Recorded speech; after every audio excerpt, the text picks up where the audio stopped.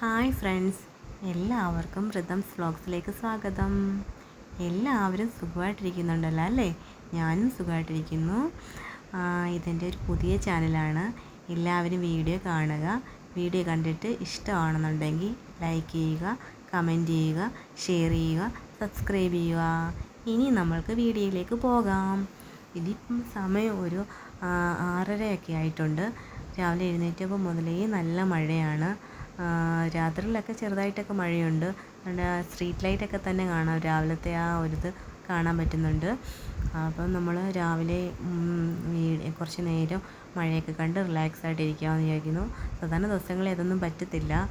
എനിക്കൊരു മോളുണ്ട്, അവൾ ഫസ്റ്റ് സ്റ്റാൻഡേർഡിൽ പഠിക്കുന്ന കുട്ടിയാണ്. അപ്പോൾ അവൾക്ക് സ്കൂളൊക്കെയാണ്. ഇന്ന് അവൾക്ക് സ്കൂൾ ക്ലാസ് ഇല്ല. അപ്പം നമ്മൾ കുറച്ച് നേരം ടൈം യൂസ് ചെയ്തൊക്കെ കണ്ട് കുറച്ച് നേരം ഇങ്ങനെ പുറത്തിരിക്കാമെന്ന് വിചാരിക്കുന്നു.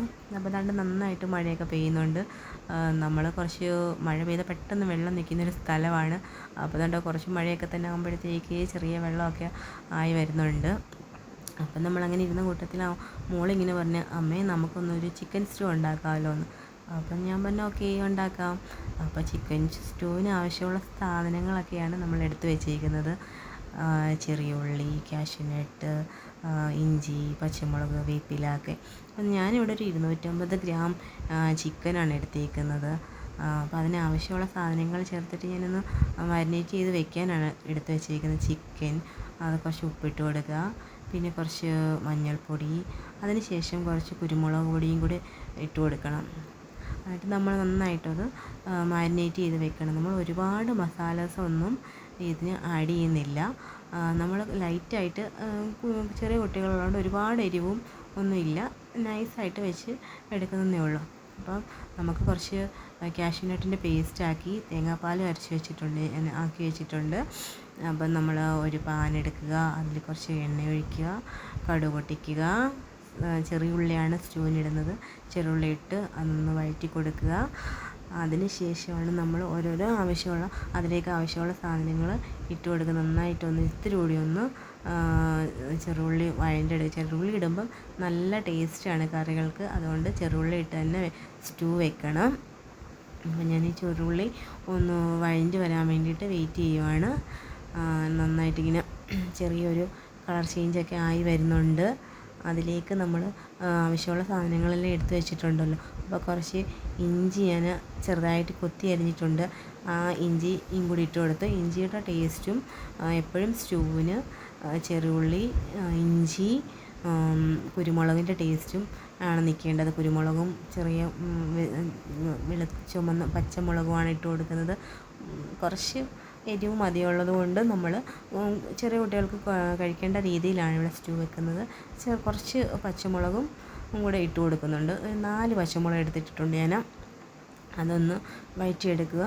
അപ്പോഴത്തേക്ക് കുറച്ച് മഞ്ഞൾപ്പൊടി കളറിന് വേണ്ടിയിട്ട് കുറച്ച് മഞ്ഞൾപ്പൊടിയും കൂടെ ആഡ് ചെയ്യുക. അപ്പോൾ അതിൻ്റെ ഒരു നിറമൊക്കെ മാറി വരുന്നുണ്ട്.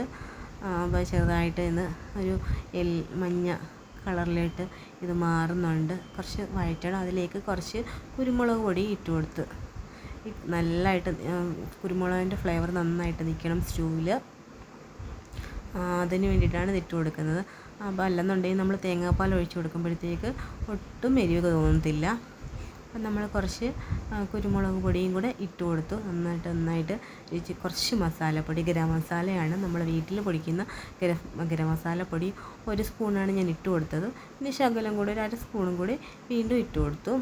എന്നിട്ട് അത് വീണ്ടും ഒന്ന് വഴറ്റിയിട്ട് ശേഷം ചിക്കൻ പീസസ് എടുത്ത് ഇട്ട് കൊടുത്തു. ചിക്കൻ പീസസ് കറിയിലേക്ക് ഒന്ന് വഴറ്റി ഇതൊക്കെ നമ്മൾ ഫ്ലെയിമൊക്കെ കുറച്ച് വെച്ചിട്ട് ഒന്ന് അടച്ച് വെച്ചിട്ട് കുറച്ച് നേരം ഇരുന്ന് അതിൽ ചെറുതായിട്ടിരുന്ന് വേകണം.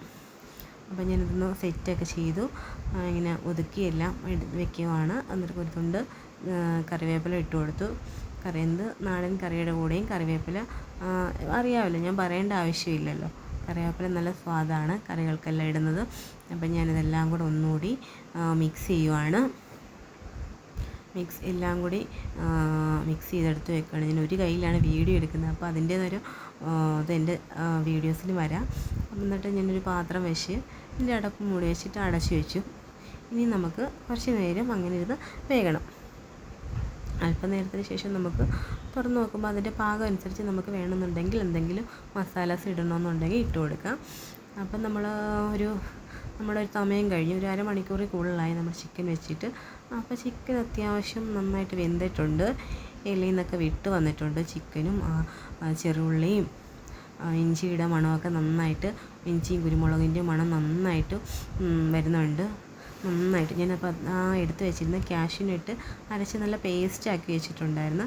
ആ കാഷ്യൂനട്ടും കൂടി ആ കറിയിലേക്ക് ഒഴിച്ചു കൊടുത്തു. അപ്പം കറിക്കൊരു സ്വീറ്റ്നെസ് പോലെ തോന്നിക്കുകയും ചെയ്യും, അധികം എരിവ് അവിടെ അറിയുന്നില്ല, തിക്കായിട്ട് കിട്ടുകയും ചെയ്യും ഗ്രേവി.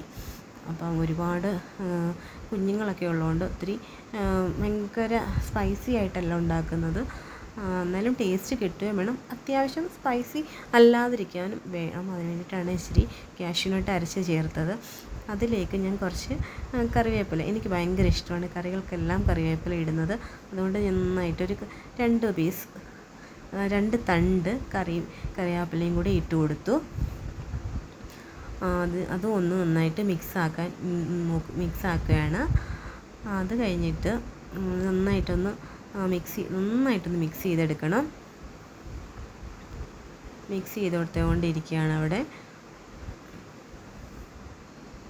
കുറച്ച് നേരം ഇങ്ങനെ ഇളക്കി കാഷ്യൂനട്ടിൻ്റെ പേസ്റ്റും കറിവേപ്പിലയും എല്ലാം കൂടി നന്നായിട്ട് മിക്സ് ചെയ്യണം. ആ സമയത്ത് നമുക്ക് അരച്ച് വെച്ചിരുന്ന തേങ്ങാപ്പാൽ അരച്ച് പിഴിഞ്ഞ് വെച്ചിരുന്നതാണ്, അതും കൂടെ ഒഴിച്ചു കൊടുക്കണം. അതും കൂടെ ഒഴിച്ച് കൊടുത്ത് മിക്സ് ചെയ്യുവാണ്. മിക്സ് ചെയ്ത് അത്യാവശ്യം ഉപ്പൊക്കെ നോക്കിയിട്ടുണ്ടായിരുന്നു ഇടയ്ക്ക്. ഉപ്പൊക്കെ നോക്കി കറിയൊക്കെ നല്ല പാകത്തിനൊന്ന് ശക്കലം കൂടെ കുറുകി വന്ന് അപ്പോൾ ഇപ്പം നല്ല ഫൈനൽ നന്നാക്കുന്നു. കണ്ടല്ലോ, നമ്മുടെ ചിക്കൻ സ്റ്റൂവിൻ്റെ ഫൈനൽ സ്റ്റേജ് നല്ല ഭംഗിയായിട്ട് വന്നിട്ടുണ്ട്. നല്ലതായിട്ട് എനിക്ക് എല്ലാവരും ചെയ്ത് നോക്കുക.